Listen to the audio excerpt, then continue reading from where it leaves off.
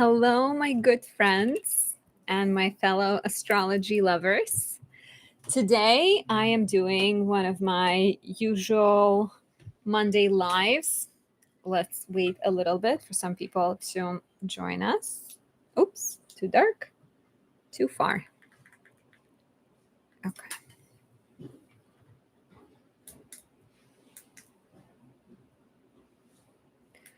So today I am looking at people's charts, answering questions, doing readings live, basically answering the questions that you have.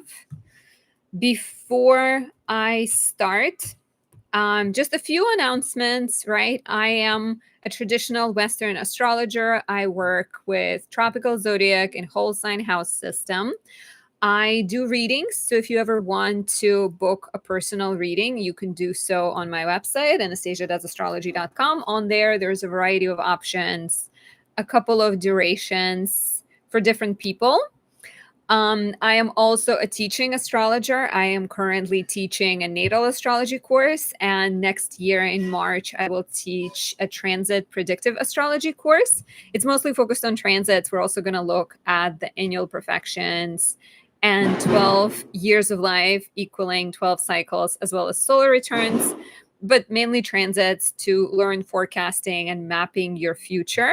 So for those of you who have a knowledge of already, who understands zodiac signs, houses, planets, aspects, that could be a course to join to improve your knowledge. You can find it on my website. You can also find all the things I offer, right? As per usual, my 2026 planner is on my website and my candles and things like that. So today we're doing mini readings, answering your questions. These are donation based. Suggested donation is $25, but you can pay however much is comfortable to you. You can pay more if you're really generous. I'll take it. The way this works is I do ask for a donation. Like I said, suggested amount is $25 to get on my list. Once you have sent the donation, you can share your birthday information, date, time, place of birth, and your question. Please prioritize one question because then it's easier to focus and narrow it down. Hi, Anna. And let me know where you guys are watching from. That's always fun. Hi, SS. So, yes. And you can either share your information in the chat after you have sent the donation, or you can email me at anastasia.does.astrology@gmail.com. You can also email, you can go to my website and put it at the bottom of my website if you wanted to, or info@anastasia.astrology.com. But ideally, just stick to the anastasia.does.astrology@gmail.com. And when you send me an email, you can also specify if you'd like your information to be kept private. So if you want it to be private, I do ask that you email me, and I can send my email. I can put it in the chat as well. It should be in the description. How are you doing this full moon? What are your rising signs? Are you feeling it much? Oh, this is incorrect. Nope. It should be .com.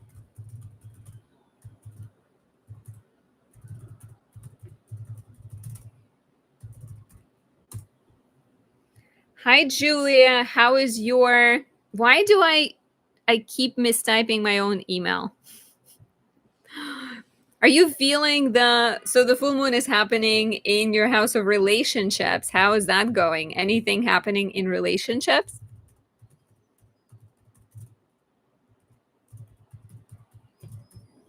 So for anyone new who's joining, I am doing readings. My list is open. You can ask questions about your chart. You can ask me questions about this full moon.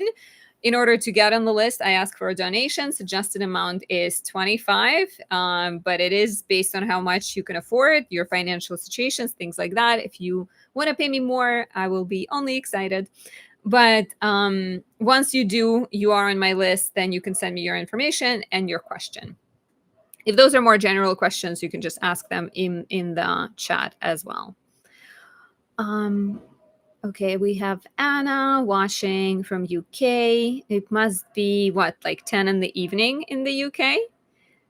And I do also ask if, I'm going to prioritize people who haven't asked questions before, but if you had and you have other questions, you can definitely ask.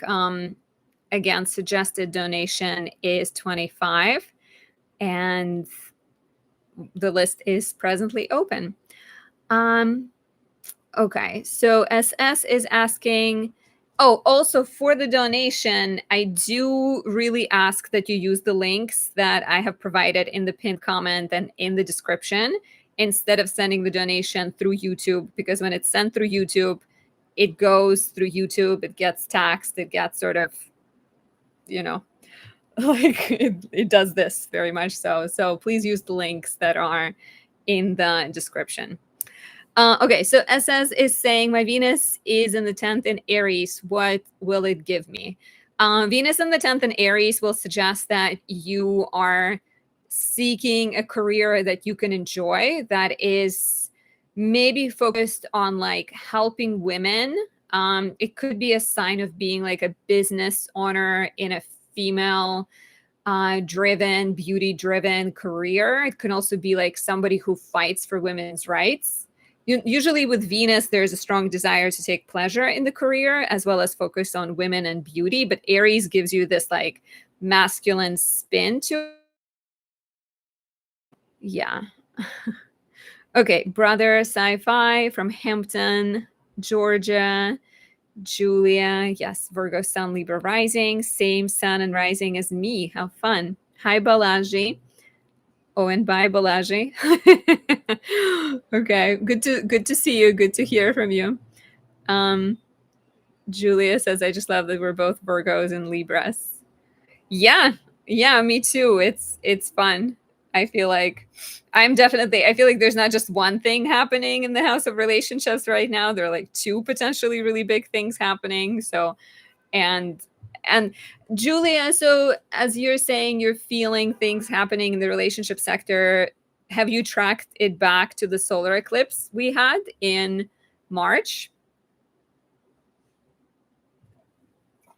You guys, I'm gonna go get some water. I didn't realize that my cup is runneth over, runneth empty. But yes, I'll be right back. Just 1 second. Please give me a few seconds. Don't go.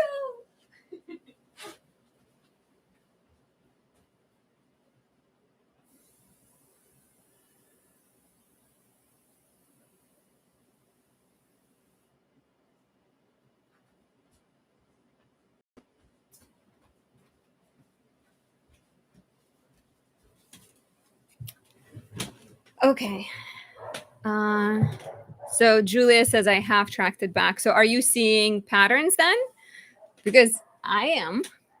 I feel like angular house, new and full moons, eclipses, they tend to be a lot more easier to spot because they all have to do with identity, home and family, living situation, relationships, career. So right now, this full moon today is especially,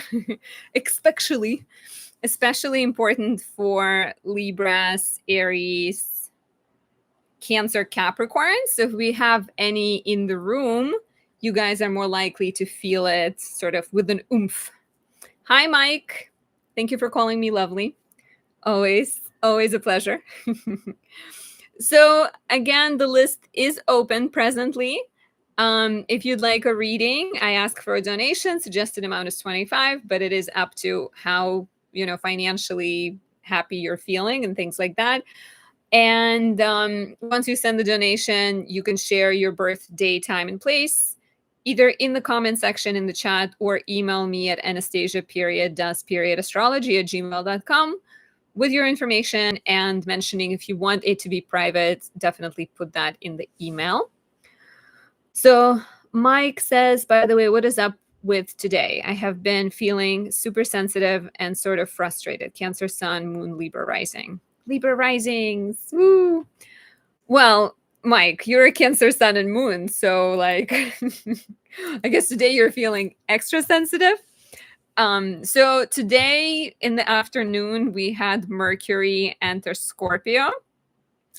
And Mercury in Scorpio will shift the mind energy from the a little bit detached Libra objective perspective that could be a little bit more, I don't know, just sort of airy, right? Just in the clouds, like less sort of grounded, to this a lot more intense energy. And not only Mercury went into Scorpio, but it's immediately going to square Pluto. So the exact square is tomorrow, but it's already happening. Oh, and for those who just joined, I have just announced, it's sort of half announced, but I am going to teach a predictive astrology course dedicated to forecasting your future, mapping your future, teaching you how to look at annual perfections. I'm probably going to do like a free webinar dedicated to annual perfections. But the course will be on like 12 years of your life, 12 cycles, solar returns, transits, and it will begin in March. So for those of you who feel like you have a grasp on the natal astrology, zodiac signs, houses, aspects, planets, it could be a good next step. Julia says lots of releasing and letting things come as they are, not controlling things anymore. Can I be on the list? Yes, for sure. Let me check. Do I have a donation from you, or is it I don't think I see it yet, but I can definitely add you to the list. You can be the first one because we're just sort of starting slow today. Mike says that sounds cool. I'll definitely do it. The course in March. Yeah, I think it's gonna be a fun one. Like I am really having a good time teaching, and it's incredible how much I am learning through the questions people are asking, through even like refreshing the material in my head. And like I studied this, what I'm teaching right now, with, obviously years of experience as well, but like in 2019. So it hasn't been that long, but a lot of it, I think when you're learning, you're like absorbing however much percentage of the information, versus when you're teaching, I feel like you have to know basically 100% because people ask you questions, and you're just, it's like a whole different kind of view at things. And yeah, and it's like also fun to build teacher student relationships with people. Mike, do you feel like your knowledge of natal astrology is pretty good? Which I can also, for those people who want to like brush up on natal astrology before the course, I have someone who reached out to me being like, I haven't done your natal course. Can I still do this? I can send some suggestions on like recommended reading if you are eager to do some reading before the class. And I've already noticed that. So today, with the full moon being in Aries, so many conversations. Like I've also been noticing how much aggressive people were on the street. Like there was this one like pregnant girl fighting with like 5 people. It didn't seem like it was like physically, but she was definitely yelling at them. And then I was talking to people and realizing that we're sort of like talking to a friend, realizing that we're both very much in our heads about like, what do we want and how do we stand in our own way. She's reading a book called The Mountain Is You or something like that, and she said she like recommends it, and how often we become our biggest enemies, right? And how often it's not really about like other people, but like we in our head are scared of things or doubtful of things or have all these reasons not to do things. Okay, Mike says it's pretty decent. I got into it about 5 years ago, and I've done my chart several times. You're saying water signs are boiling. The good news is at the end of the month, and even after like the 13th, we're going to get Venus in Libra, and she's going to be this goddess of love in her domicile. She's going to let us chill a little bit. I think it's good to have the Scorpio energy with the with like a little bit of Libra energy, and so like to have balance. And then at the end of the month, we're going to have all these grand water trines between Scorpio planets, Mars and Mercury, and Jupiter in Cancer and Saturn in Pisces, which should be very emotional, but I think for water placements, they're probably going to be like super happy. Okay, Julia, checking now. I see it. Thank you so much. Okay, adding you to my list. Do send your information. If you are okay with it being public, you can just put it in the comment section. If you want it to be private, email it to Anastasia astrology@gmail.com or info@anastasia.astrology.com. Either is fine. And I'm gonna get the list started. I haven't even opened my list yet. just chit-chatting with you guys. I quite like the Aries. I really like Aries energy because I'm born with North Node in Aries and my Jupiter is in Aries. So I feel like part of my whole like astrology vision, not part, but like I think my basically astrological like personal vision is to empower people to heal themselves and to focus on themselves and to like make themselves happy, because that's very Aries too, right? It's like you have to figure out who you are and you have to give yourself all the love that your parents didn't give you, other people didn't give you, so that you can be full and complete, and then you can attract, you know, the job, the person, the situation that you want. But first of all, you have to be happy with you, because that's, you know, that's the only person you've got. Okay, 1 second. Just making sure everything looks fine over here. Okay, so right now I have Julia on the list. For other people who want to join, I ask for a donation. Suggested amount is $25, but it is based on your financial situation. And then after that, you can share your date, time, place of birth, either in the comment section or via email. If you want it to be private, definitely do it via email. Okay, what are we doing here? I'm just looking at a million tabs. Okay. Julia. Mike says, I did meet a new person though, and it seems very lovey-dovey. That's nice. That's exciting. Julia, have we done, I feel like I've looked at your chart before, right? And forgive me if I don't remember, because sometimes during these like mini readings, it's a little harder to remember people because I don't have, like, I don't put a face to the reading. And so sometimes I might remember, but sometimes I might not.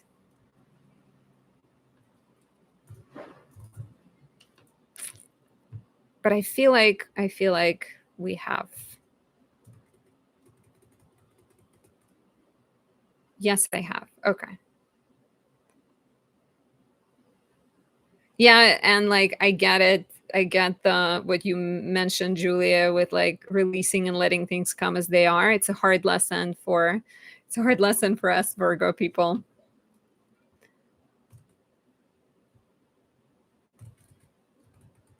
Okay.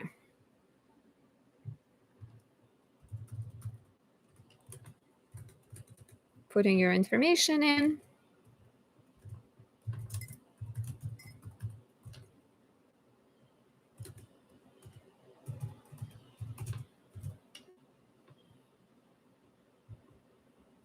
And so you're asking, what can I expect happening soon with my romantic relationship? So you are in a relationship, and have you been together a while? If you don't mind just like reminding me a little bit about your relationship, that would be great.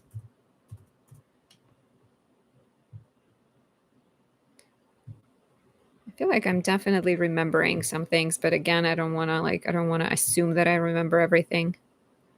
Oh, look at your beautiful Venus in Libra. Okay. I do remember it now, I think. Some of it. Not gonna claim to remember everything. Okay. So let's take a look. Okay, about 2 years. So, okay, so you're wondering what is coming up.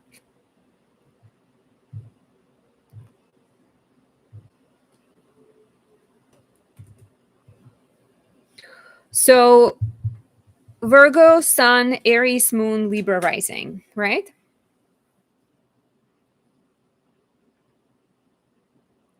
What what was happening in your romantic relationship? And I think that's the part I remember. So we had Saturn dip its toes into Aries between late May and September 1st, right? So all throughout June, July, August, Saturn was in your seventh house, giving you a sneak peek in the next 2.5 years approximately. Saturn returns to Aries. So here it is right now, retrograding through Pisces. It's going to return to Aries in February. It's basically a day before Valentine's Day. How fun.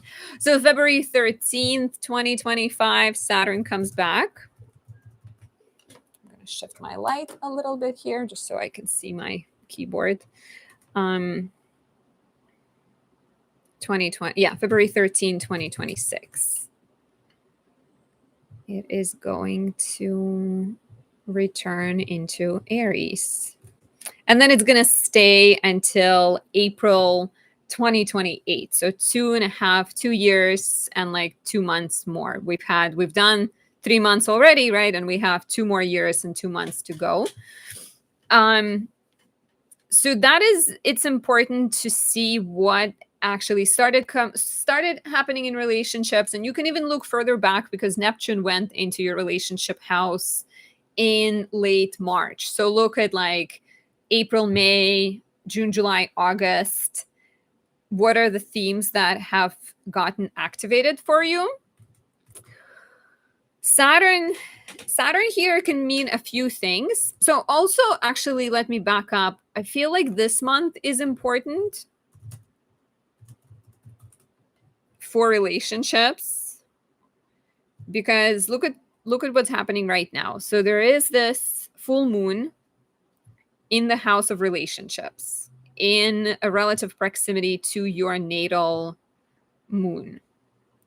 So I think it's already activating these, like the need for some kind of change need, right? Moon needs and full moon completion, change, transformation involving relationships. And so it could suggest that there is some kind of actual change and visible change. It could suggest that you're kind of getting ready for it. It's not necessarily immediately happening. But also simultaneously, we have the sun conjoining your Venus. So it's very much this energy of like personal identity and maybe a tendency to relationships or prioritize relationships and being and Venus on this and then is such a lovely placement that people very other people see you as really beautiful and really charming, and it tends to be quite beneficial for like drawing things and people in.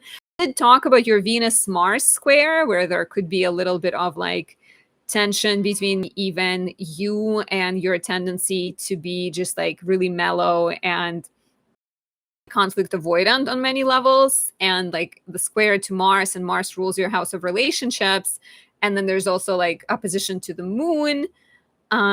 There might be some sort of friction, right, between maybe the tendency to like prioritize balance in relationships, and with Mars and Capricorn, this may be a little bit more like conservative traditional approach, ambitious approach to things, right? Like maybe a part of you is like, well, as long as we're having fun, things are good. But then Mars and Capricorn is like, yeah, but what are we doing here? Like, shouldn't we get married already? Shouldn't we like have a house in the suburbs? Shouldn't we like, and it could be you and your internal conflict, or it could be you and your partner where you guys like maybe speaking to each other and you have slightly different values. So I feel like this full moon is highlighting this friction between like, what do you want versus what maybe the partner wants, like what you want versus what is conventionally appropriate. So I think all of this is coming up. And do share. And yeah, like Julia, if you want to share, if you remember like what was happening in the summer months when Saturn was in your seventh house, if maybe questions of commitment came up, if there was any more like pressure on your partner, because we're going to continue. So this full moon is about like, what do you want and how can you unite your needs with those of your partner, right? Like, how can you move forward without maybe sacrificing your personal desires? Because it can be hard for Libra risings. This sort of tendency to see yourself through your relationships and prioritize partnerships is very strong, right? Very deeply ingrained. And so maybe this full moon is inviting you to speak up. And then there is this, it's interesting, right? Because the full moon today is actually happening as Mercury in the house of money and values also squares Pluto in the fifth house. So there may be some sense of like tension between what is strategically appropriate, what is financially beneficial, and what is pleasant for you, what is joyful for you, right? Like maybe some kind of decision like, oh, let's hold off on getting married because first we have to save up and pay off our debts. But you're like, but I want a big wedding and a dress, right? There's like a little bit of friction between like what is fun versus what is strategically should be done, and the strategic approach is sort of winning in this situation. Okay, you're saying pressure on my partner for sure. I think we're heading towards having a talk about it, but I don't know when exactly, but I can feel it coming. Yeah, and we have, there's like a few. Did anything happen also, any big conversations or any conflicts around September 24th for you? Any maybe like friction, tension? Okay, Jessica. I see Jessica. I'm going to add you to my list as well. I do think you are like similarly to what you're saying. I think there is a conversation coming, and I think there is some type of change that is going to come. And like we also have a couple of like, this week has this interesting energy with Venus sextiling Jupiter on the 8th, which if you were to have a conversation, maybe try to do it tomorrow or Wednesday, or let me tell you, I think there's another really nice day this week. Thursday, October 9th is really good. I would say Tuesday, October 7th or October 9th this week. And then on the 11th, Venus is going to oppose Saturn. So there's like a little bit of maybe some kind of compromises, sacrifices, maybe some reality checks that are going to happen at the end of this week. But then when Venus goes into Libra on the 13th, and it's going to be your Venus return for a while, and then there's going to be a new moon in Libra on the 21st. I wonder if the new moon is actually... Yeah, the new moon is on the 21st, and your Venus return is at the end of October. Your Venus return is on October 26th. So like the late October has a lot of like pretty harmonious energy if you were to have a conversation, or if you were to wait and do things a little later. But generally, sort of looking at the bigger cycles, Saturn going back into Aries will be a big deal. And we also have a Saturn-Neptune conjunction. And this, like, really, two things can happen most likely for Libra risings. One thing, endings. If the relationship, like, I'm not saying for you, but if it's a difficult, like, if the relationship is difficult, if you feel in your heart that it's barely hanging on, Saturn Neptune can be a dissolution of something, right? Like Saturn conjoined Neptune last time when Berlin Wall fell down. And so on some level, like Neptune can dissolve Saturn, Saturnian walls and Saturnian structures and boundaries. And then on the other hand, this can also mean commitment. But like one thing is for sure, Saturn is going to bring relationship tests in the next 2 years. Like, not going to sugarcoat it. I'm looking at it myself and thinking that there's going to be some things. And this doesn't have to be a bad thing, but, tests that can come from like moving in together, getting married, having a child. There's a lot of possible sort of like, if you're committing to being together seriously, there will be some things that you're going to have to say no So I think that's where like some of the stress will come from. And sometimes Saturn in Aries can also create like a sense of isolation. It can suggest that the partner is looking at it in their life and maybe going through something emotionally. It's not always about things ending, but I think for some Libra risings in sort of precarious relationships, that's what it could be. I hope this answers your question, Julia. What should be like? How's your relationship going? I am looking at a lot of changes, and like part of me is definitely scared of it, and part of me is like the Virgo part of me is like wants to control and hold on to some things from the past, but I'm also understanding. And I've been preaching as like an astrologer, I've been telling everyone that you need to like release and let go and open the palm so something better can be placed by the universe in your hand. And personally, I'm like being a little bit resistant, but I think that's what the message is for many of us. So Jess, if you want to share your information in the comments, please do, if you're okay with it being public. If you want it to be private, please email me. You can email to Anastasia astrology@gmail.com and specify that you want it to be private. And if you don't mind it being public, yeah, just share. Thank you, Julia, for wondering. It's all good things. It's like it's just part of me is, I think, fearful. And like you and me both have the sun in the 12th house, and with the sun in the 12th house, there's always this a little bit of an energy of like, who am I and what do I really want? And so I think maybe, yeah.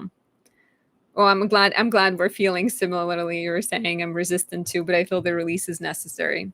Yeah, you're welcome. We should do it together. Take a plunge. Like I feel like I would always be like the kid that stands at the edge of the pool for too long. I'm like, can someone do it for me? Can they jump in and I just stay here and be dry? And so yeah, it's time to take a leap, I think.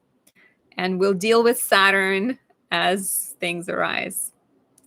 Thank you, Julia. Okay, Jess, waiting for your information, and we can do it. Okay, you're saying, I think you just sent it. Don't see it yet, but sometimes it takes a minute.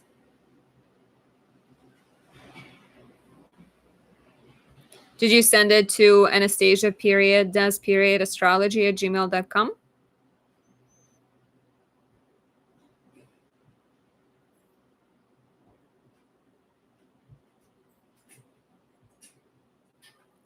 Let me check again.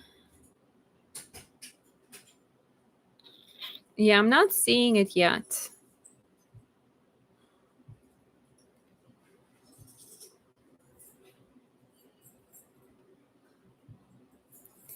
And for people who are just joining, if you wanted to get on the list, I ask for a donation. 25 is suggested amount, but it is based on your financial situation. You can donate less if that's what you can afford, or more if you feel extremely generous. And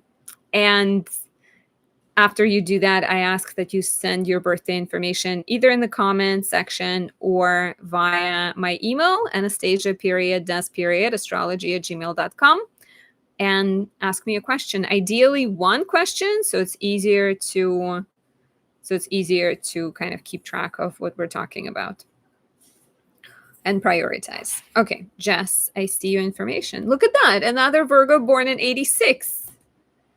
Are you a Libra rising too? You don't have to be, but it would be fun. Okay. You might be actually. No, Scorpio probably, right? 11:10 a.m. Oh, you are a Libra rising. Yay, look at that. I feel like I don't have that many Libra risings around me. I met one through astrology and we are friends, but that only happened because like I hosted an astrology meetup and I was like, you're a Libra rising, tell me how your life is going. Because I'm like, well, I'm a Libra, so I don't always know. So let's compare. Let's compare our lives and figure it out together. Okay. Side note, I'm gonna put your information in, Jess, and answer your question.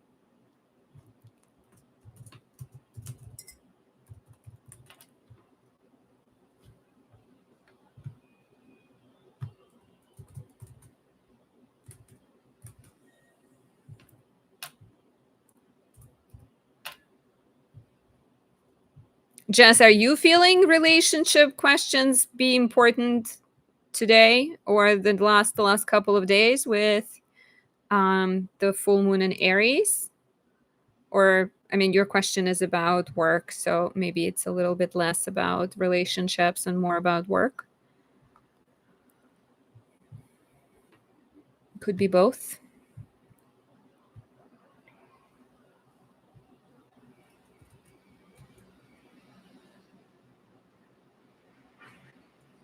Okay, you're saying my brother has the same birthday but 3 years older and is also a Libra rising.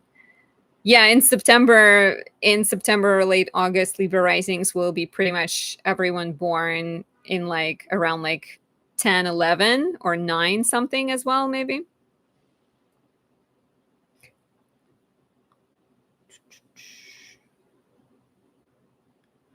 Okay, so I'm going to share my screen so we're looking at your chart together.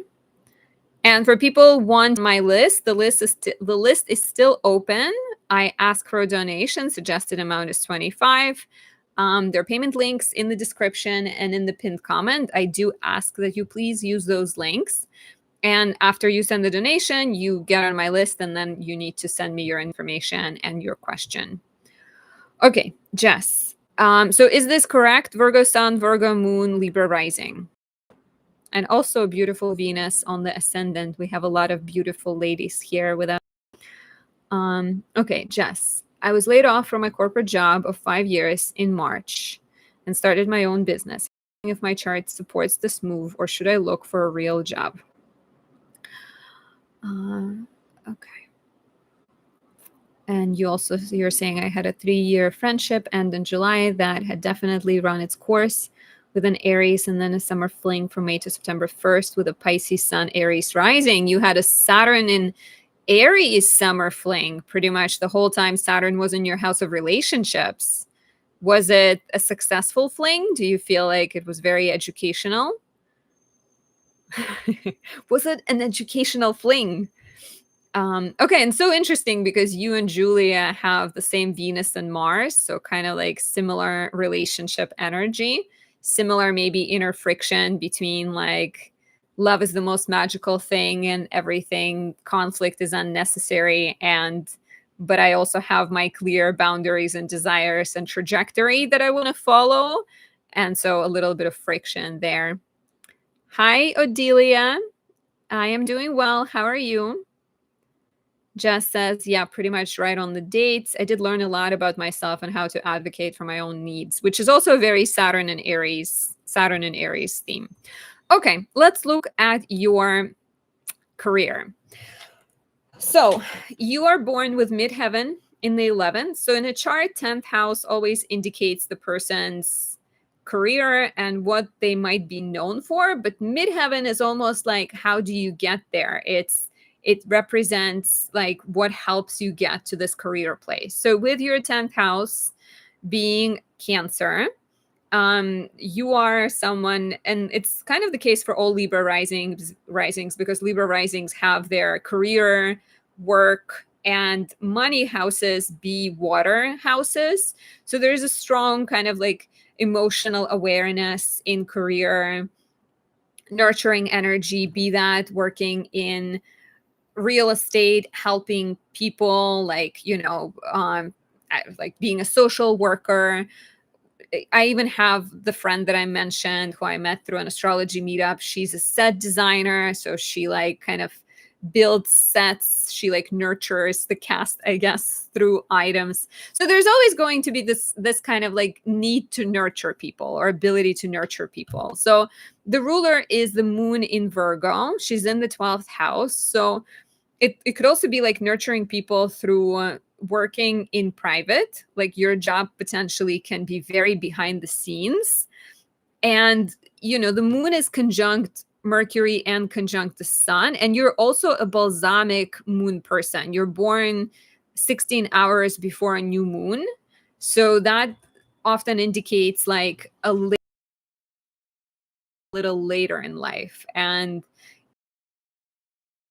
almost meant to become this like wise Mercury here, Mercury in rulership can suggest like a lot of insight into the subterranean 12th house matters. And 12th house, it can represent a lot of like inner struggle, this sort of struggle to know yourself and understand yourself. But it can also suggest, especially in your case, I think with Mercury in rulership,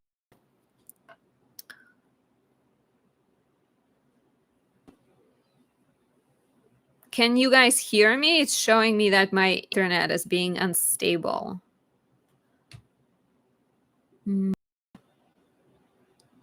Okay, can you hear me? I don't know if I feel like my internet may have disappeared for a second. Please let me know.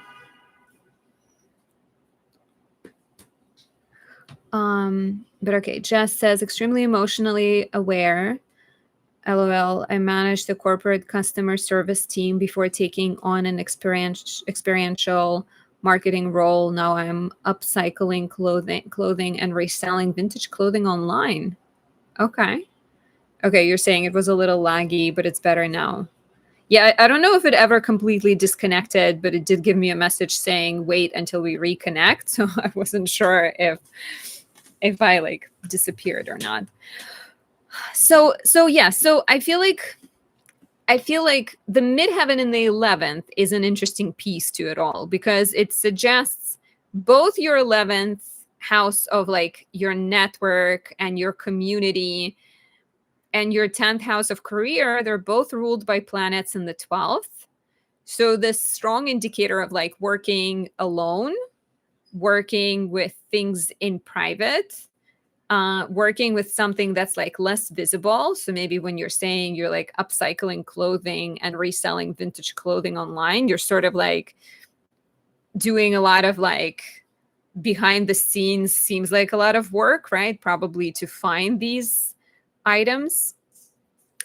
Midheaven in the 11th also often suggests like reaching success and reaching your audience through social media and through like having a really strong social media profile or like presence, right? So for me as well, I have midheaven in the 11th, and basically YouTube is what I do, right?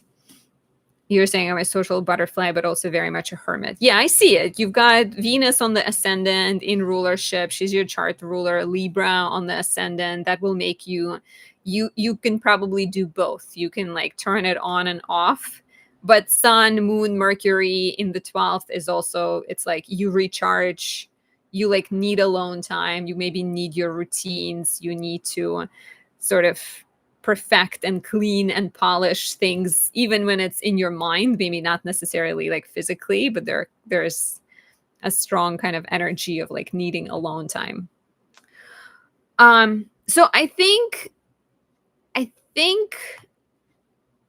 it makes sense that you're not as interested in managing a corporate customer service team because maybe that's like not allowing you enough self-expression. Venus on the ascendant is for sure very creative. I think when I'm looking at your 12th house, I've sort of not given your Venus enough attention. And so it makes sense that you will have good luck with creative passions. And but I feel like I'm just seeing this as like there's going to be some kind of element of you working on things in private, working on things behind the scenes, dealing maybe with foreign people, dealing with people from all over, right? Like if you have your even in customer service, right? You were probably dealing with people from all over. Were you managing the team of people who were like, were they local or were they people from like different countries? You're saying I've been considering starting a social media campaign for my clothing business, but I'm not Okay, so a couple things for that. Right now, we have Jupiter, the planet of good luck and growth and expansion and coherence in your 10th house of career. It went there on June 9th this year. It stays there until June 30th next. Jupiter in Cancer is all about slow growth. It's about nurturing, passionate about via these small steps. It knows that things worth having are worth putting effort into them. So your business that you're working on right now is almost comparable to a child, right? Like baby sort of germinating, and you're nurturing it and you're looking after it and you're figuring things out. Next year, on June 30th, Jupiter is going to go into Leo, and it's going to be conjoining your midheaven. And it's going to be in your house of social media. So your attitude of not being a huge social media person might change, maybe only for a year, maybe for longer. But I think Jupiter entering Leo will help you calibrate how much time you want to spend on social media. And it could introduce you to a community. It could create like a larger audience for you and your work. Jupiter, if you were really to launch a social media campaign, I would do it when Jupiter is in Leo. So starting June 30, 2026, and I think it's until July something. July 2027 maybe? Yeah, look, it's still there on July 20th, 2027, so all the way until late July. July 26th is when it's going.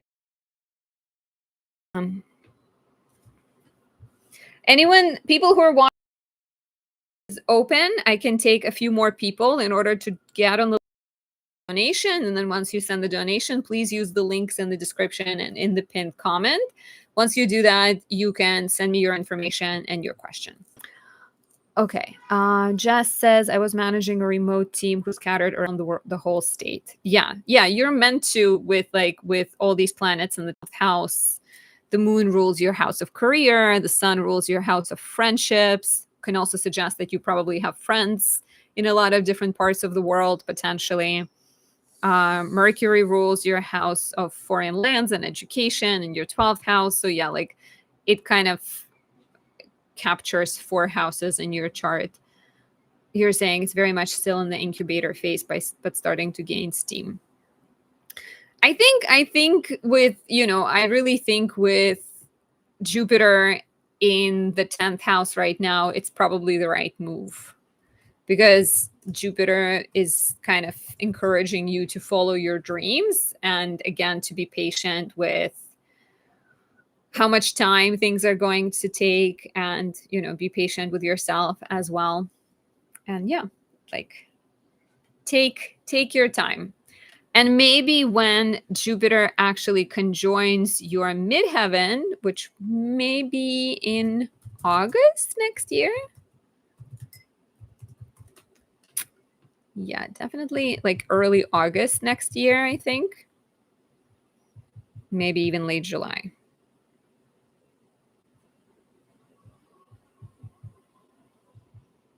Oh, July. Yeah, July, because it comes in on June 30th. So it's going to be conjoining your midheaven in mid-July, basically most of July. The exact date is July 17th, 18th, and then it's like, 10 days before, 10 days after. That could be potentially really beneficial. I see your information. These readings are for 20. So send however much you feel comfortable. But 25 is usually what what people send and what I ask for. So please submit a donation and I will add you to my list. So in order for me to look at your chart, I do ask for that. And Jess, I hope this was helpful. Okay, you're saying that's good to know. I'm just in the deep Virgo research stage right now. I'll keep the incubator running on social media strategies. What was happening in your life the last time we had South Node in Virgo, North Node in Pisces, Jess? So like 2006, 2007? And also, do you remember what was happening maybe even like 12 years ago with like from 2013 into 2015? Were you at all doing were you maybe working on anything new or following your dreams somehow?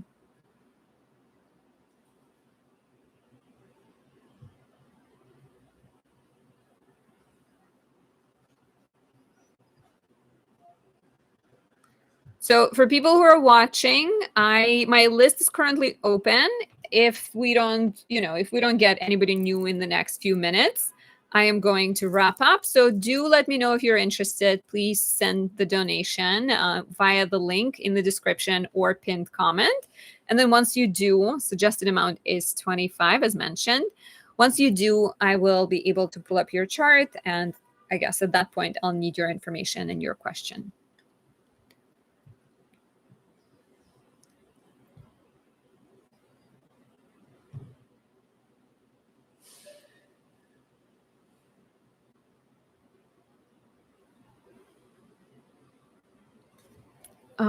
Okay, Jess says, I broke up with my boyfriend of 5 years and moved across the country to start a new job in 2015. So, okay, so major new beginnings. It seems like it. 2015 might already be when Jupiter was in, well, yeah, Jupiter would have been in Leo. So it would have been all about following new dreams and stuff.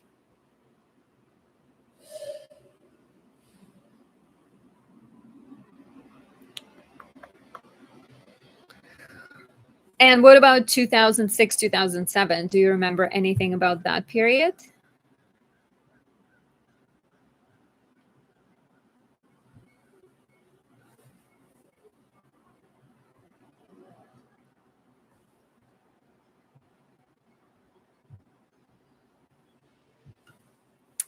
So, one more announcement, you guys. I'm going to wrap up, I think, in a few minutes because it's a little bit slower today. I hope you're having a good full moon. If you are considering getting a reading, I do ask for a donation. Suggested amount is 25. You can send it through the links in the description, and then you can ask me a question.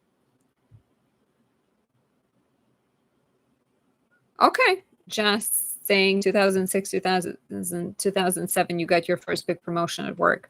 So yeah, we are in a way where we are right now is similar to all the ways in which you stand in your own way, maybe sabotage yourself on some level and also like encouraging you to release certain things, very much sort of transform your everyday life, right? Take a risk of some sorts, especially with North Node in the sign of your Jupiter. You're almost like encouraged to, I think, take professional leaps. Hi, Bhavana. Bhavana is still up. Well, I guess it's not that late, right? It's like what, 10 for you? So shouldn't be too late. Yeah, so 2006, 2007 would have had this energy of like get out of your maybe busy Virgo mind and follow your dreams and take risks. And so you got a big promotion, which is pretty great. Maybe there were also some adjustments connected to that. And then 2013, 14, 15 would have been similar in terms of Jupiter. So more about like what was growth for you. And so growth involving new dreams and some kind of expansion. Oh, it's going to be 12, so it's like 11. It's late 11, Ivana. Well, thank you, ladies who have participated in the live today. It is officially last call. Let me know if one of you watching would like to get on the list. Unfolding Lotus, I'd be happy to look at your chart, but I do ask for a donation to honor my energy that I share with you. It could be how much you can afford, but I do suggest 25. So and in order to send it, you can use the link in the description of the live or in the pinned comment. And then I'll be happy to pull up your chart.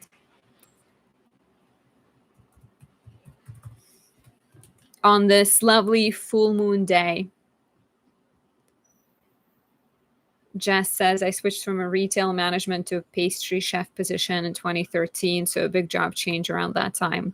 It's interesting. It seems like, so you have been in like a nurturing positions, right? You've managed a team.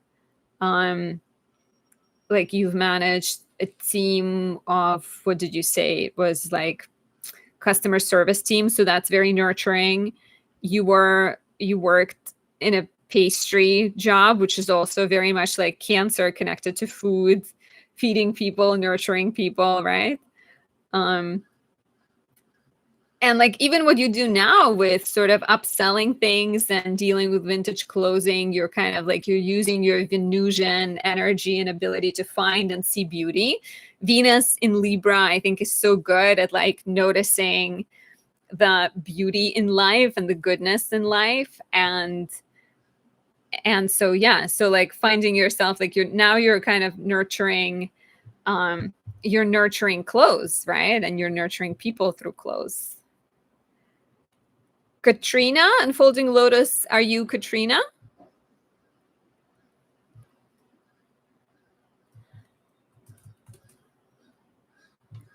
Okay, so Katrina is the next person. As of right now, the last person, but if anybody else wants to join, you can get on my list. I do ask for a donation. Suggested amount is 25. You can pay less if that's what you can afford. You can pay more if you feel generous and can afford more. Okay, Katrina, what is your question? Jess says, being creative and making fun clothes that make people feel good does feel like a way to nurture for me. It is for sure. And it's awesome that you're starting your own business too with North Node in Aries. It's all about taking a risk. Yeah, Katrina, of course, I understand that not everybody is in the same financial situation. So I appreciate the donation, even if it is smaller. Just saying, for in the future, for people who are thinking of donating, 25 is the amount I suggest, and then you run with it. Okay. So yes, Katrina, what is your question? Bhavana is asking, how long are you doing live readings? Like, when is it finishing? So it depends on how many people I get, basically, but usually about like an hour and a half. So we'll see. I may wrap up in 10 minutes after I answer this question, or a little bit later, depending on the depending on the situation, basically. Okay, Jess, thank you so much. I am going to pull up Katrina's question. You're welcome, Jess. I'm glad you found it insightful. And to all of you who are watching and who are interested in astrology and you want to learn it, I am teaching astrology. My natal astrology course is happening right now. So this one is already left the station, but in March next year, I will teach a 3 months long predictive astrology course, teaching you how to forecast with astrology, map your future, and understand the cycle. So if you feel like you understand some of the basics of astrology and you want to take it further, do join us. Okay, Katrina, let's see. So you're saying you're trying to figure out your purpose.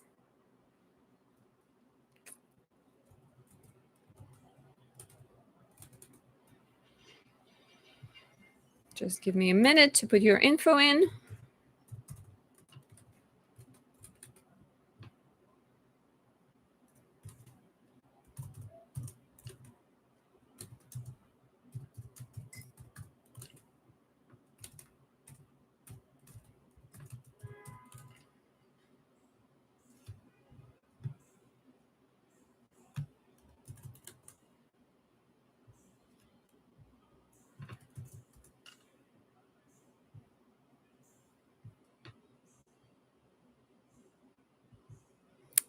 I got Aquarius Sun, Virgo Moon, Leo Rising for you. Is that correct?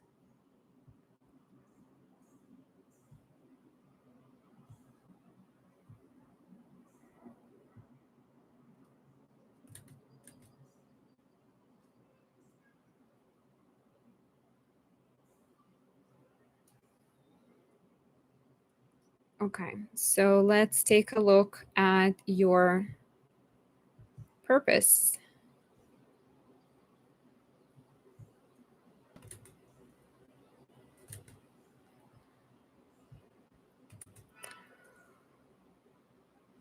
Um, Bhavana, what are you wondering? What is cool? What are you talking about? I'm curious. I want to know what cool is. What are you finding cool?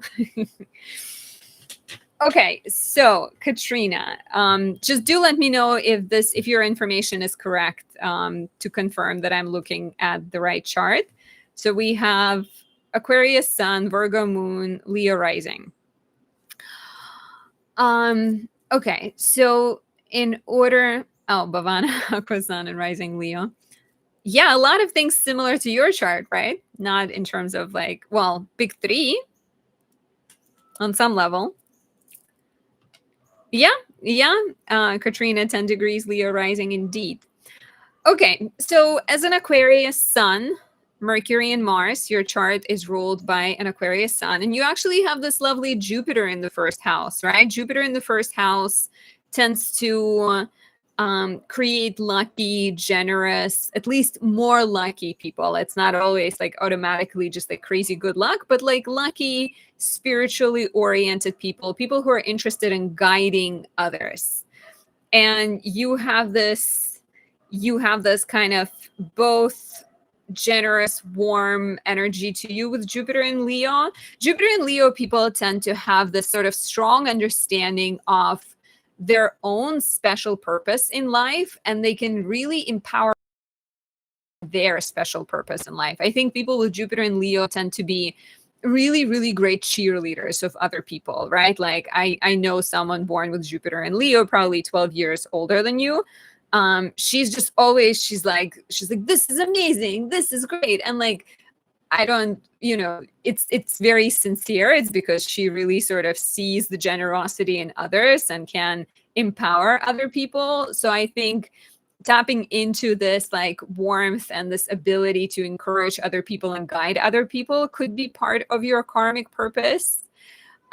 With Chiron in the 10th house of career, you for sure may have a sense of dissatisfaction with your career. There might be this like other people are more successful or other people are getting opportunities before you're getting them.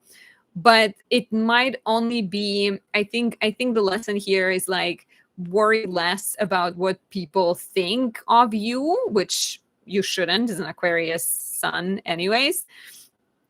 But like you have this it's again sort of going to this energy of like being able to see people's worth and being a healer and being here for like helping people.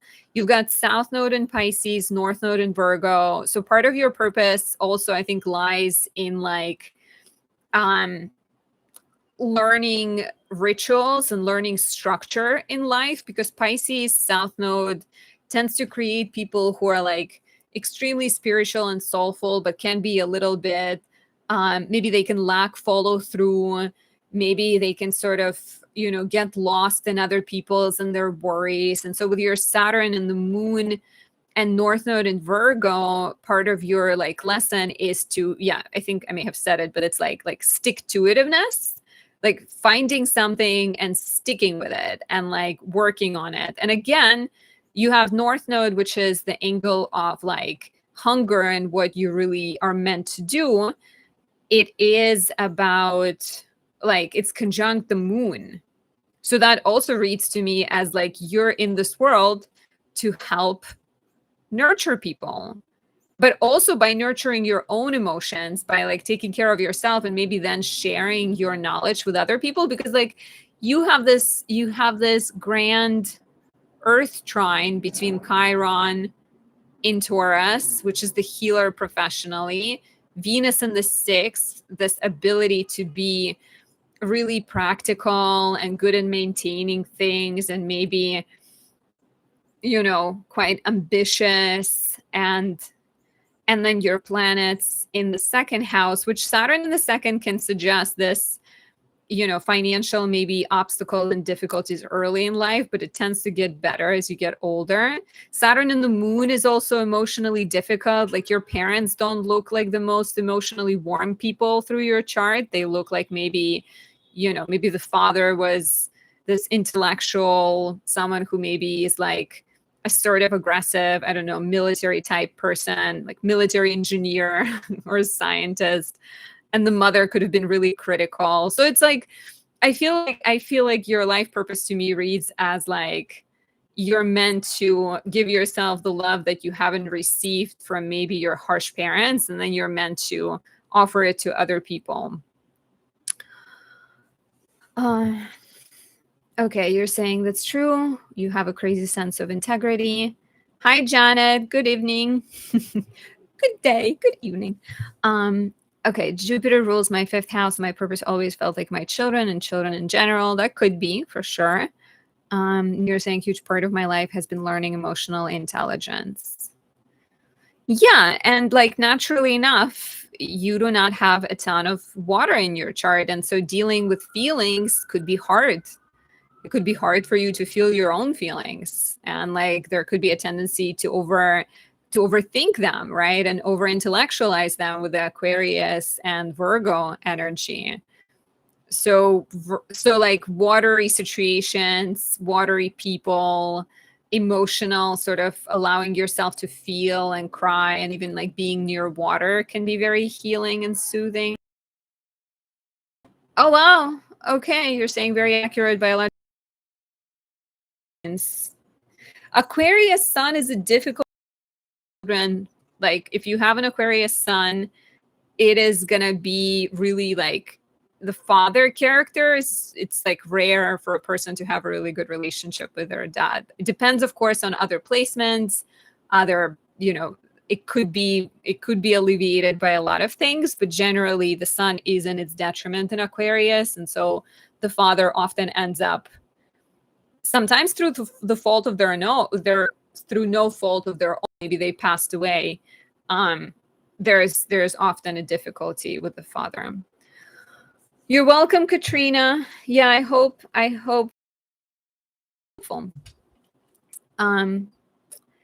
Kate is asking, do you do synastry also? I do. I mean, I do recommend doing like a full-size reading for a proper analysis, so I can prepare and like look at everything. In the sort of constraints of this, I can only do like a real fast sort of synastry analysis. But if you had like a simple question instead of a more complicated one, we can probably do that. But yes, so hi to new people who are joining. I am doing mini readings. These are donation based. Suggested amount is $25, or more or less, depending on how you feel financially and how much, I guess, value you place on my lovely work and stuff, which is obviously priceless because of how great astrology is, but still. So I do ask for a donation, and then once you send the donation, use the links in the description and in the pinned comment, and then after that you can send me your birth information and your question. But I'm probably going to wrap up unless somebody else wants to jump on. So the list currently is open, but I will wrap up in a couple of minutes if we don't get any volunteers. Astrolofax says Venus is in Virgo right now, very pensive. Venus in Virgo could be quite pensive, yeah, and like perfectionist and a little bit dissatisfied. A little bit fussy energy, right? Like a sense that there is a lot to do, not a lot of time to do it. Katrina says, very true. It's taken potential energy to grow the capacity to feel my own and sit in others' emotions. Yeah, I feel you. I only have Pluto in Scorpio as a water placement in my chart. So I'm in the same club as you. Not a lot of water. Not a lot of water here, but I feel like I like water people because they allow me a chance to sort of stand still and relax and feel the feelings sometimes. So that's helpful. Okay, you guys, if anybody wants to get a reading, do let me know. Otherwise, I will wrap up.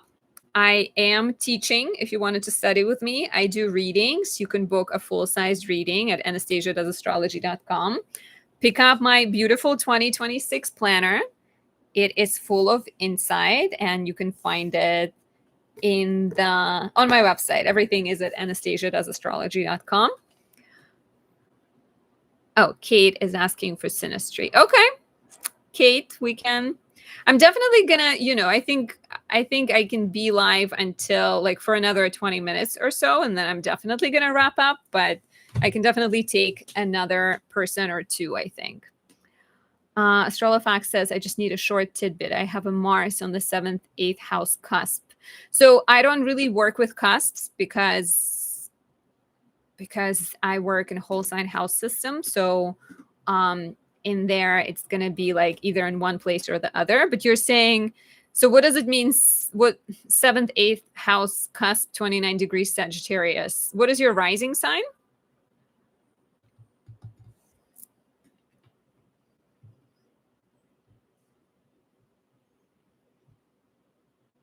Gemini. So in whole sign, it's the 7th house.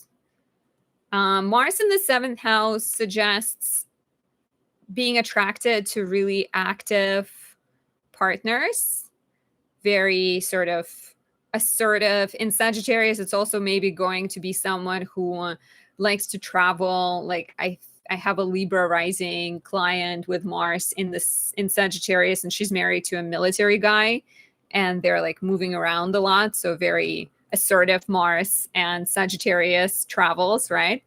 It can also Mars in the 7th, wherever Mars sits in a natal chart is where we're going to find conflict. So Mars in the 7th does suggests fighting for sure, and some kind of like a need to learn how to fight healthy in a relationship. Love Bug Blues. I recommend you check out my October horoscope. I break it down by rising signs, and so it will talk some of the most important transits for Virgo rising. Bhavana says, oh, I thought cusps is when the planet is near the borders of the house. Interesting. So you can call it like, cusp is just not a thing because borders between signs are very real. Like the planet, yes, it's maybe close to the edge of the sign, still in the sign. So I don't look at when people say I'm born on the cusp, like I'm not going to look at it and be like, that means you have qualities of the two signs. If the person has planets in the other sign, then they will feel the qualities of both signs, but sometimes they might not. So it's not really a thing in the Hellenistic traditional astrology. Cusps are not a thing.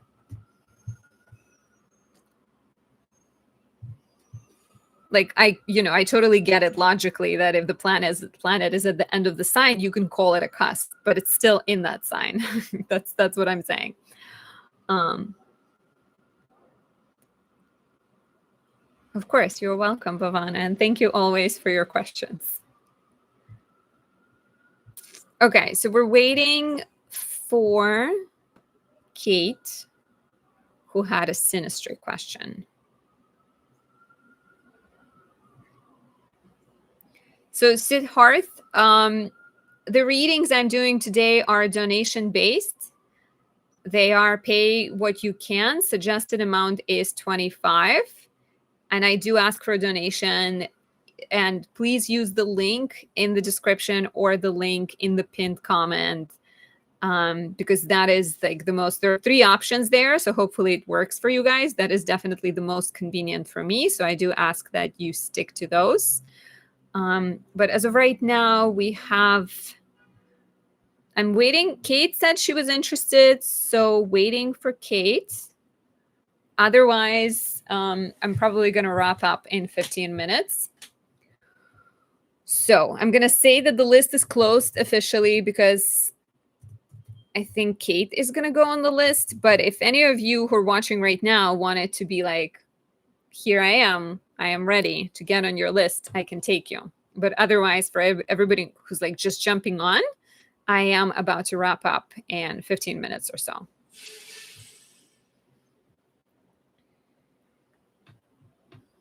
Maybe sooner. We'll see. Is Kate with us? Where did she go? Bhavana, how is your full moon in Aries? How is your full moon in the second house of money? What's happening? Hi, Kate. Okay, Kate is still around.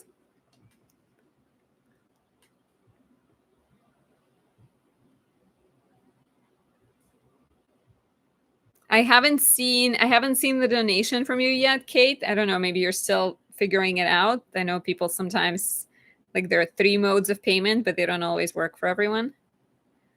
Bhavana says not so good, and then she says ha ha ha. Are those tears of sadness? No, laughter with tears. Mine is pretty good. I think there's like a lot of important decisions circulating, and I'm just maybe struggling to make some important decisions, but I'm also being, what's good about this full moon is that it's bringing a lot of questions around like who you are and what you want and what's important to you. Okay, Kate, I think I see you. Is that you? Did you send the payment? Because your name is different here, so I want to make sure.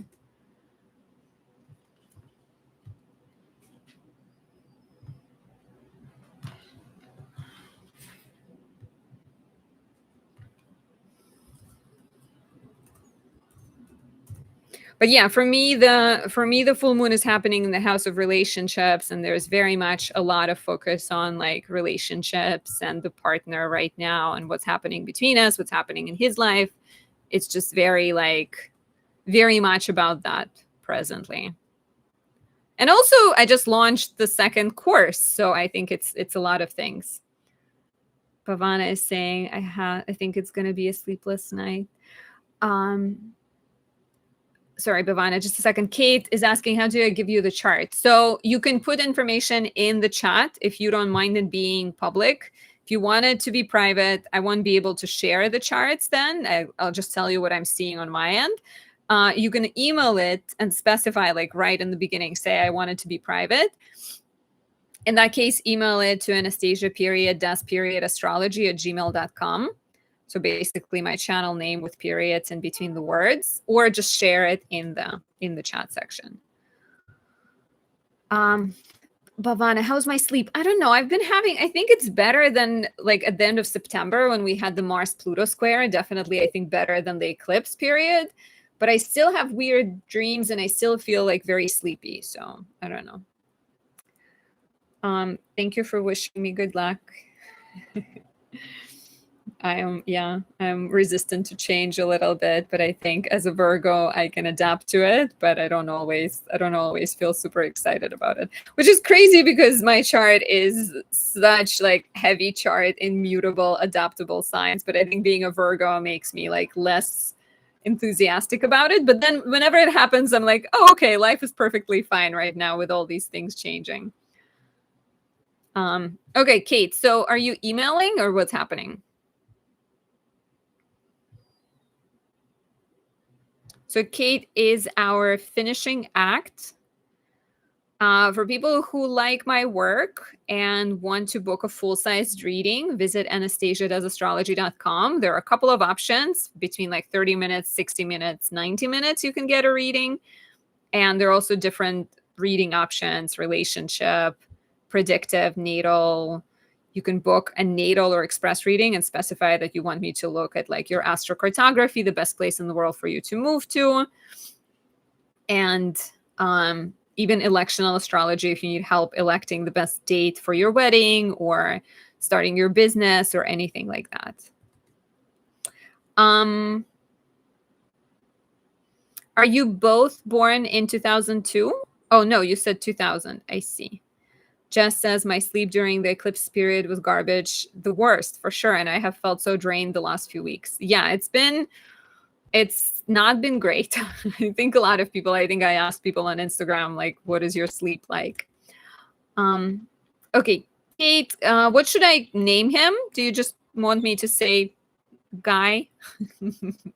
Or do you want to give him a name so I can like put it in my little program?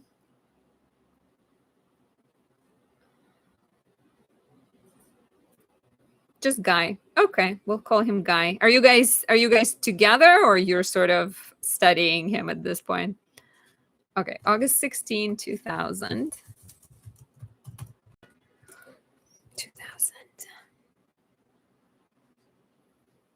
1:15 a.m.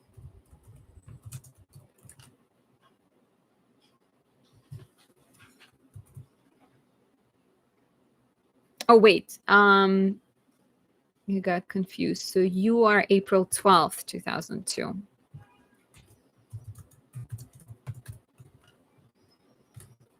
Okay, April 12th, 2002, 1:15 a.m.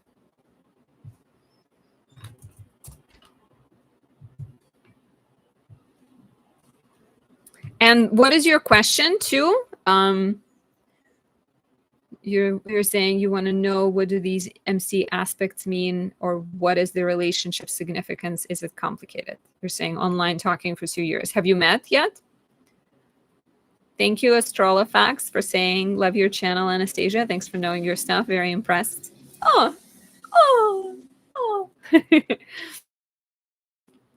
Okay, Kate says no, taking it one step at a time, I guess. Well, I already like that you're an Aries and Leo, both fire. Okay, Guy is August 16, 2000.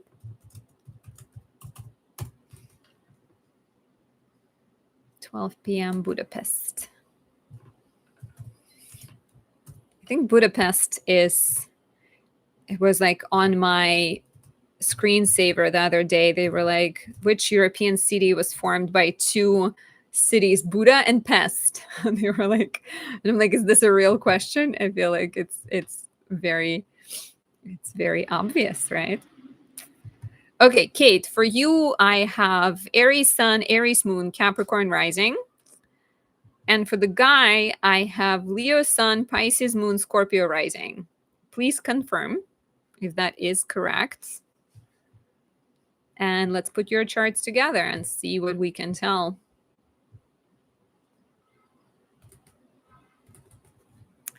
Okay, it is correct. Okay, so again, your questions, Jess says Leo and Aries, that is a lot of fire. Indeed. Okay, let's share.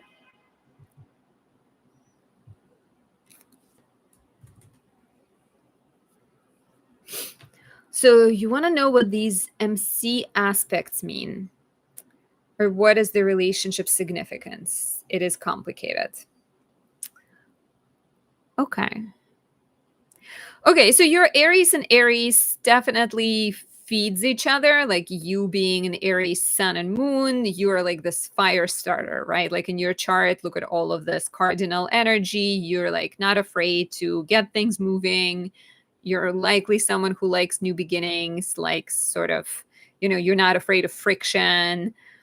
Him being a Leo sun, he probably will enjoy a little bit of drama that you will create. It's like very much like, where is drama? Let's go there. You have Venus in a trine. That is quite nice. I think he can potentially be a little bit like insecure at times, perfectionist, but he will show love in like very practical ways. He will make sure you're like taken care of. But he will also need a lot of, I think, like recognition and a lot of compliments, and like you somehow like telling him that he's the best or appreciate him, right? Mercury and Leo, he's probably talking a decent amount about himself, or like once, like Leos can be really generous and really loyal, stable, but like, they need fuel for the fire. first friction coming through with him being this, having this, and you having your Venus and Mars in Taurus. So your Mars signs are in a square to one another, which it produces sparks a lot of times, but it can also suggest that you go after things in different ways. You are, even though fiery Aries, there's also some sense of you moving slowly, right? Like romantically, you potentially take things slow. You maybe, this Taurus energy, like you want them to come to you. You're maybe a little bit sort of conservative in some of your romantic preferences.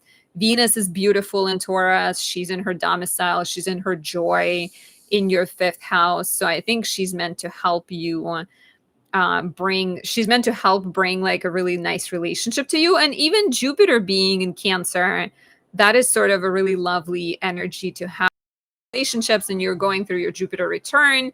So it's like, it's sort of very fertile right now for relationships, but you do have this sort of, he's Mars being in a square to your Venus, and he's Mars being in a square to your Mars. There is a bit of a conflict. Like you can be maybe a little bit more like pragmatic and slow moving, and maybe, more grounded, and he will be a little bit more like dramatic, and maybe like will demand or will expect you to show things in a more flashy ways, and maybe that's not necessarily your style. And on some level he might strive some kind of look for some drama. You're saying he's childish. Well, he's childish or playful. So, okay, what else? You can enjoy traveling with potentially. So when you're saying midheaven aspects, what exactly are you thinking about? So midheaven aspects, let me see, can I pull it up?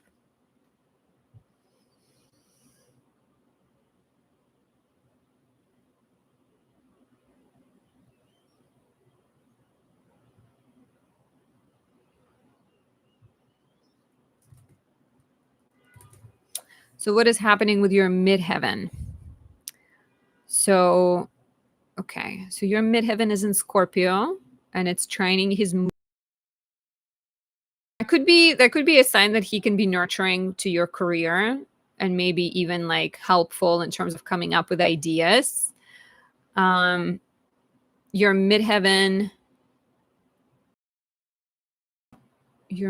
is square to his Venus? No, that's not correct. One doesn't really make sense to me. Sextile Saturn.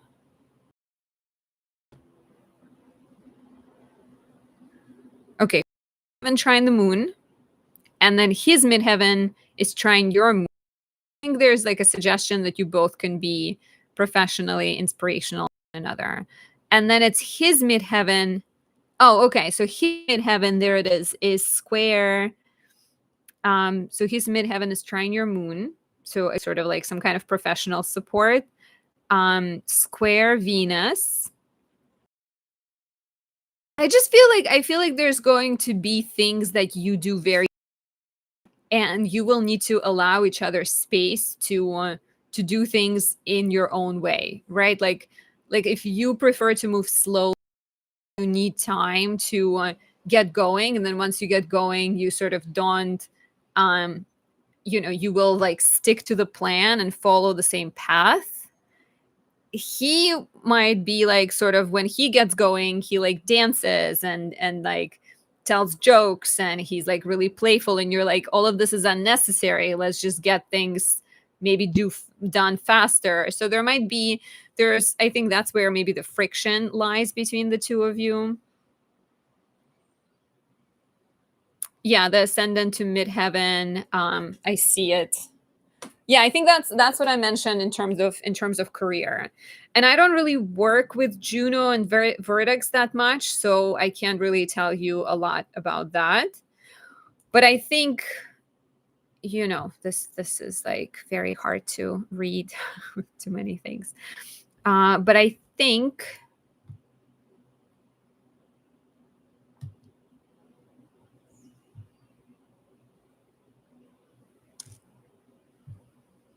Mm,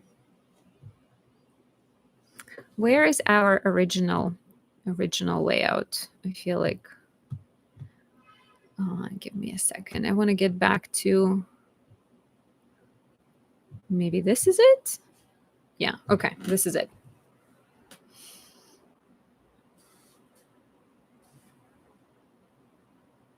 Where did half of his planets disappear? This is so weird. So I think there's, I think there are things between you that can work, and it's probably your fiery energy, and it's the fact that you can support each other professionally. And like, he also has a little bit of that like devoted, grounded energy to him, but you need to be aware that um you will potentially need to maybe learn to give him compliments and like give him a little bit of that like verbal reassurance that he needs sometimes, and appreciate him. Like, you think he's childish, but maybe he's just being playful and who he is.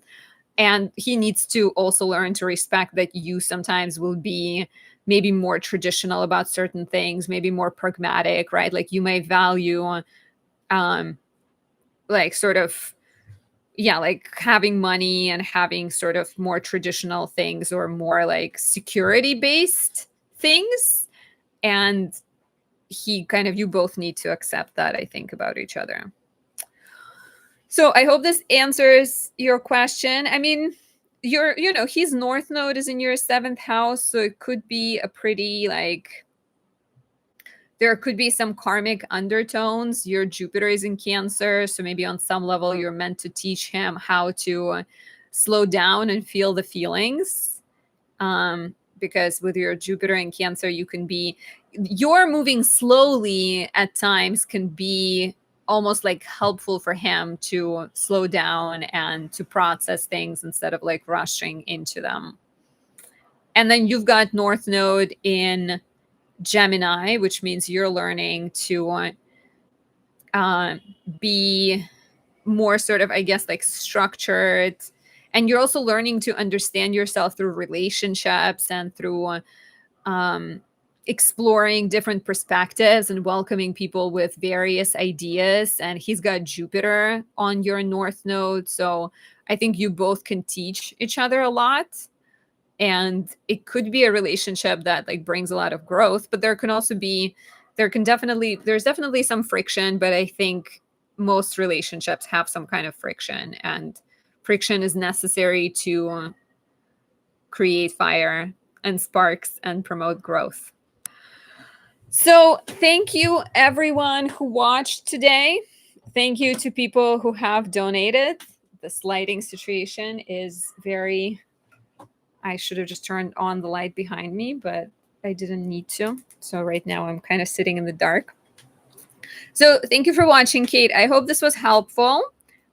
If you want the full-sized reading for anyone who's interested, book a reading on my website. You can also become a subscriber to support me and to receive weekly updates. The lowest level is just weekly and daily updates, letting you know what's happening astrologically for all of us, giving you tips and insights. The higher level of subscription, you get written horoscopes, and the highest level is personal consultations, 30 minutes with me every month. So check that out. Check out my offerings. Check out my course that begins in March, dedicated to mapping your future with predictive astrology. And you're welcome, Kate. I'm glad it was helpful. So thank you again, everyone, for watching, for being here. I am almost black and white by the end of this live because of the light. I'll see you very soon. Keep watching my videos. Keep giving me likes and comments and all the love. I appreciate you guys. Okay. Bye, everyone.